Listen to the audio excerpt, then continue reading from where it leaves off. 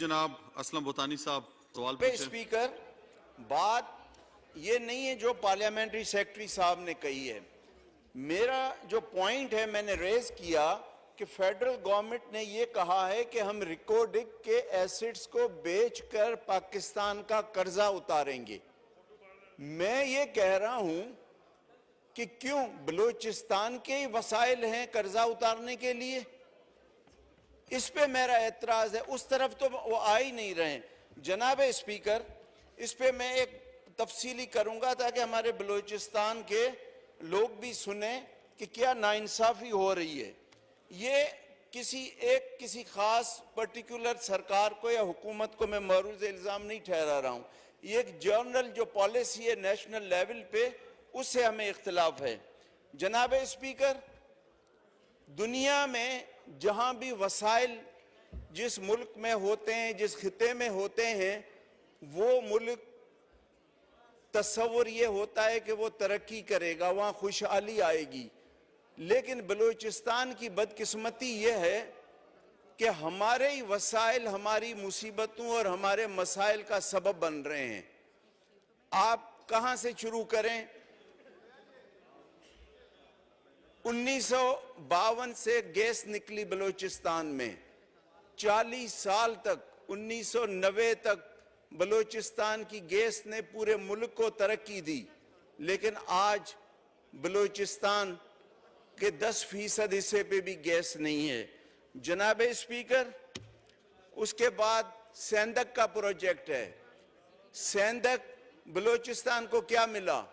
सिर्फ 2%। 48% इस्लामाबाद और 50% चाइनीज, हम सिर्फ 2% पे। जब 18वीं तरमीम में ये हमारे हवाले हुआ सेंधक, फिर उस पे 5 साल का एग्रीमेंट मरकज ने कर लिया। जनाब स्पीकर, गैस हमसे गई, सेंधक हमसे गया, फिर हमारा समंदर साहिल जिसके नाम पे सीपैक आया, हमें यह कहा गया कि बलूचिस्तान की किस्मत बदलेगी। अभी तक तो बलूचिस्तान की किस्मत नहीं बदली। लाहौर में, मुल्तान में तो मेट्रो चल रही है, कराची में तो ग्रीन लाइन चल रही है, पता नहीं कहां कहां बिजली के कारखाने लग रहे हैं, लेकिन हमें तो कुछ नहीं मिला। अब जनाब, हमारे पास आज भी 12, 14, 18 घंटे बिजली की लोड शेडिंग हो रही है। जनाब स्पीकर, आपको पता है इस वक्त बलूचिस्तान की सरजमीन पे 2000 मेगावाट बिजली पैदा हो रही है और बलूचिस्तान की ज़रूरत 1200 मेगावाट है। अगर 1200 मेगावाट मिले तो बलूचिस्तान में 24 घंटे लाइट होगी। लेकिन जनाब स्पीकर, हमें 600-700 मेगावाट्स मिल रहे हैं। 12-14 घंटे हमारे पास लोड शेडिंग हो रही है। क्यों? जब हमारे पास कारखाने हैं बिजली के तो पहले हमारा हक है। अब रह दे के हमारे पास रिकोदिक रह गया है। रिकोदिक हमारा जो खजाने हैं सोने के ज़खायर, ये दुनिया के 2nd लार्जेस्ट हैं।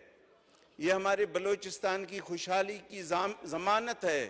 हमारे नौजवानों का मुस्तकबिल इससे वाबस्ता है। अब फेडरल गवर्नमेंट ने ऐलान किया है कि जी रिकोदिक के ज़खायर बेचकर हम पूरे मुल्क का कर्जा उतारेंगे। जनाब, जिस तरह हमें बलूचिस्तान अजीज है, इसी तरह पाकिस्तान भी अजीज है। हाँ, अगर कर्जे लिए हैं तो बैठ के हिसाब करें कि जो बैनुल-अक़वामी कर्जे लिए गए हैं मुख्तलिफ अदवार में, चाहे वो पीपल्स पार्टी की गवर्नमेंट हो, मुशर्रफ की गवर्नमेंट हो, नवाज शरीफ साहब की गवर्नमेंट हो या मौजूदा गवर्नमेंट, कितना हिस्सा बलूचिस्तान पे खर्च किया है?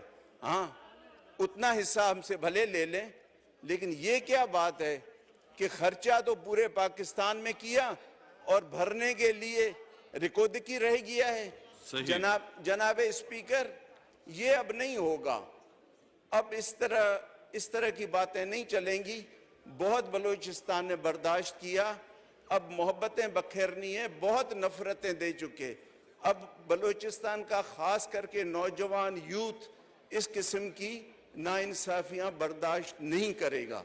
तो मेरी तो आपसे गुजारिश है कि आप जिस मनसब पे बैठे हैं, बलूचिस्तान के अवाम की बदौलत आप इस कुर्सी पे बैठे हैं, और हमारे और जितने यहाँ 20 MNAs हैं, हम सब पर फर्ज है कि हम अपने तहफ़्फ़ुज़ करें, मुफादात का तहफ़्फ़ुज़ करें, अपने सूबे का तहफ़्फ़ुज़ करें।